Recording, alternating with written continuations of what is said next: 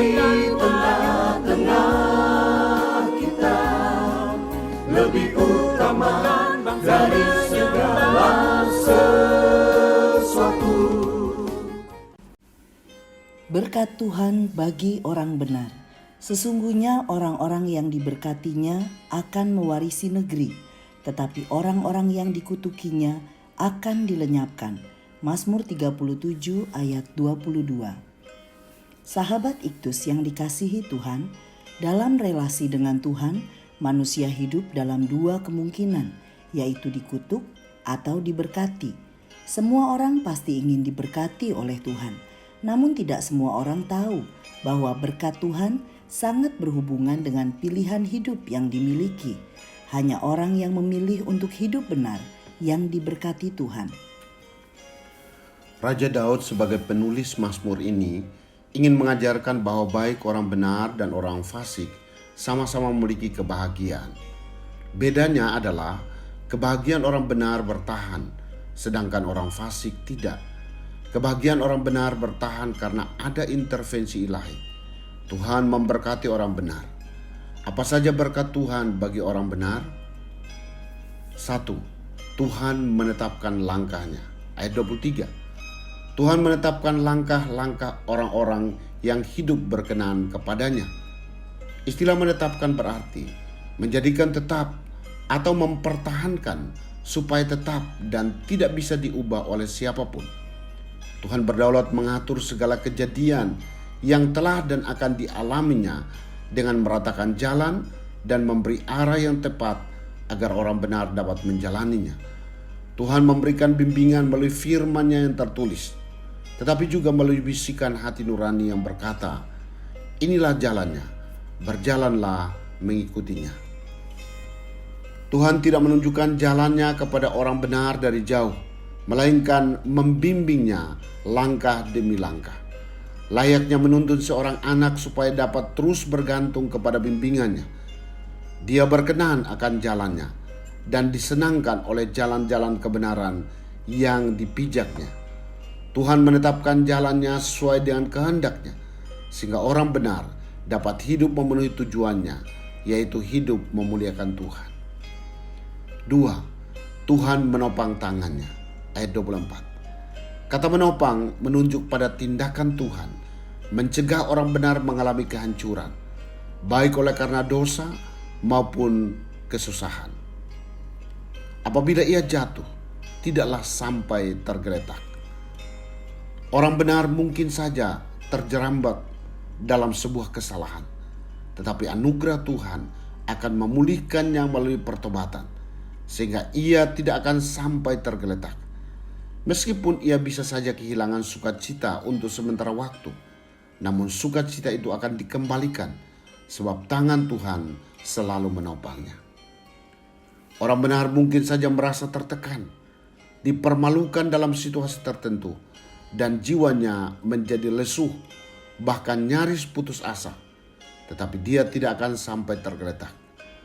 Tuhan akan bertindak segera dengan memberi kekuatan baru di hatinya saat ia mengalami kegagalan ataupun berada dalam keadaan terpuruk. Tuhan menopangnya dengan penghiburan sejati, sehingga orang benar tidak menjadi putus asa, melainkan hidup dengan penuh pengharapan dan berkemenangan di hadapannya. 3. Tuhan tidak meninggalkannya. Ayat 25. Dahulu aku muda, sekarang telah menjadi tua.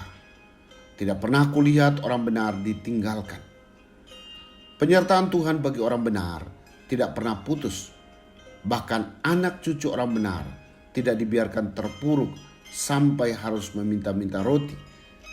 Memang ada, tetapi hanya sedikit saja contoh orang benar yang keluarganya menjadi amat miskin bila dibandingkan dengan kemiskinan yang menimpa orang jahat karena kejahatan mereka. Penyertaan Tuhan adalah sempurna. Orang benar tidak akan pernah ditinggalkannya. Tuhan memiliki banyak cara dan ia dapat menggerakkan banyak orang untuk mencukupi kebutuhan mereka. Di satu sisi, manusia harus cerdas dalam membuat perencanaan, rajin dan bekerja keras untuk memenuhi kebutuhannya. Namun di sisi lain, Harus ada keyakinan akan janji Tuhan yang mendorong untuk mengandalkan Tuhan melalui doa yang sungguh-sungguh. Sahabat Iktus, apa yang menjadi pilihan kita? Hidup sebagai orang benar ataukah sebagai orang fasik? Ketika kita memilih untuk hidup benar, maka kita berada di garis berkat-Nya. Sebaliknya, jika kita memilih untuk hidup sebagai orang fasik, maka kita menutup pintu berkat atas diri kita. Ingatlah bahwa penetapan Tuhan atas diri kita adalah untuk hidup memuliakannya, diberkati, dan menjadi berkat.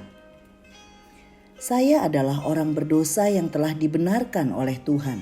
Ketika saya hidup dalam kebenaran, saya selalu mengalami topangan tangan-Nya di setiap waktu hidup saya.